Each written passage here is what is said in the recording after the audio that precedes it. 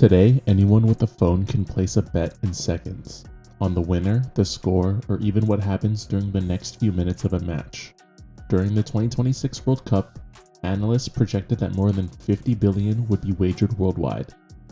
But while we often talk about gambling from the perspective of fans, we rarely consider what happens when the person placing those bets is one of the players themselves.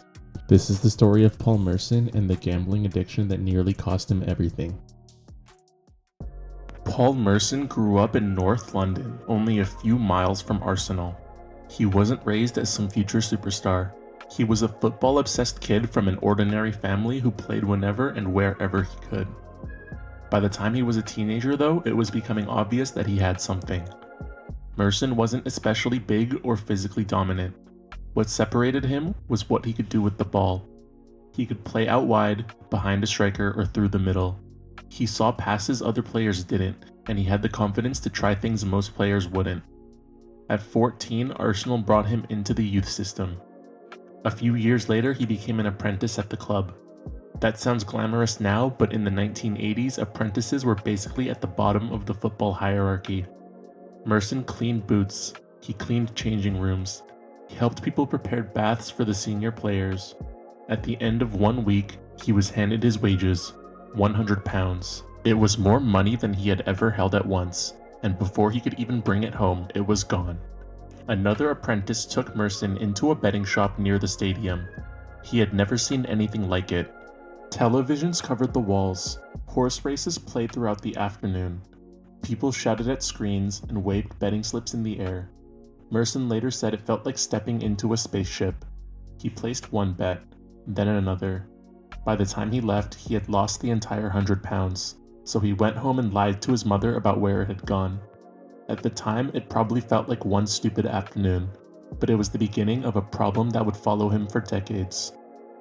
The strange thing was that while his gambling was beginning, his football career was taking off. Merson made his Arsenal debut in 1986, and within a few seasons, he was no longer just a promising youngster.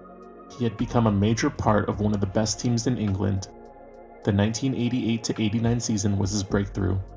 Merson scored 10 league goals, established himself as a regular, and was named the PFA Young Player of the Year. For younger fans, it is important to understand how good he was. Merson wasn't just simply a player who happened to be on a successful team. He was one of Arsenal's main attacking threats, a creative, unpredictable forward who could score, assist, and drift into spaces defenders struggled to follow. But while his reputation was growing, so was his gambling. The £100 losses became larger. Football gave him more money, and that money allowed him to place bets that would have been impossible when he was an apprentice. 2 years after that first championship, Merson helped Arsenal win the league again. The 1990-91 team lost only one league match all season. From the outside, Merson was living through the best years of his life. He was an England international, a two-time champion, and one of the most exciting players at one of the country's biggest clubs. Away from the stadium, he was losing control. That contradiction continued for years. In 1993, Arsenal won both the FA Cup and League Cup. Merson was named man of the match in the League Cup final. Within 6 years, Merson had collected 2 league championships, 2 domestic cups, and a European trophy.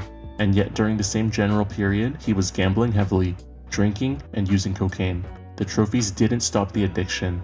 In some ways, success made it easier to hide. As long as Merson performed on Saturday, most supporters had no idea what was happening during the rest of the week.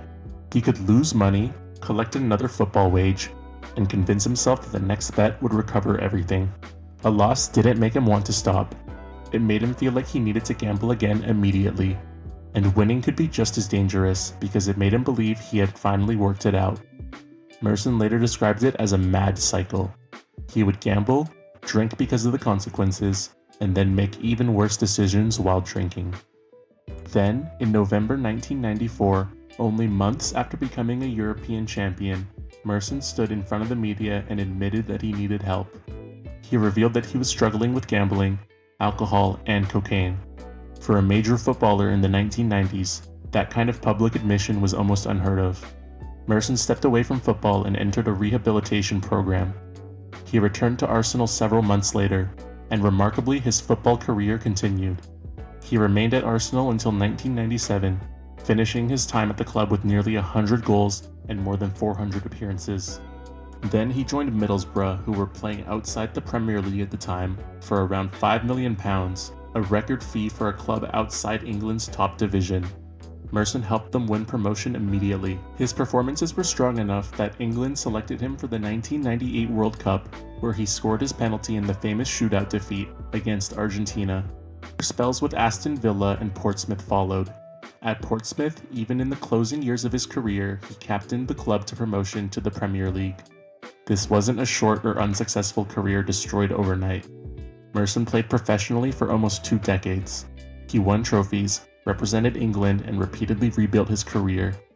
But the gambling never fully disappeared. Merson estimates that he eventually lost around £7 million. He said he also gambled away a huge portion of his football pension, and decades after losing his first Arsenal wage, he was still capable of falling back into the same cycle. During the first COVID lockdown in 2020, with football paused and his normal routine gone, Merson relapsed.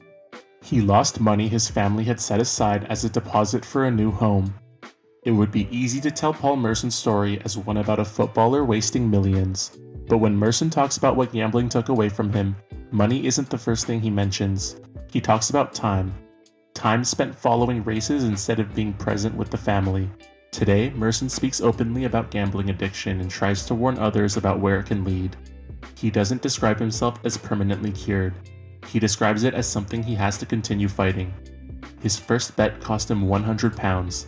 Over the years, the number grew to millions. But for Merson, the greatest loss was never sitting inside a bank account. It was all the time he could never get back.